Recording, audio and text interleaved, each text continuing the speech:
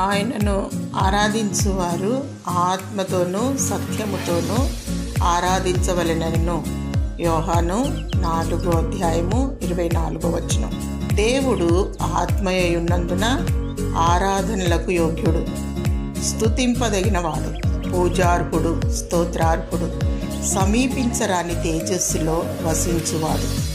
ఆయన పరిశుద్ధుడు, ఆకాశ మహాకాశములు పట్టజాలని దేవుడు, మొదటివాడు కడపటివాడు, ఉన్నవాడు అనువాడు, మహోన్నతుడైనప్పటికీ మానవ స్వరూపము దాల్చి 2000 సంవత్సరముల క్రితమే ఈ లోకమునకు వచ్చాడు.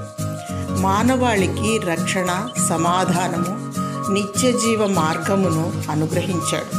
యేసు పొందిన దెబ్బల చేత స్వస్థత, ఆయన రక్తము ద్వారా విమోచన, దేవుడు నీకు స్వస్థత, రక్షణ, సమాధానము, సంతోషము, నిత్యజీవము దయచేయునుగాక.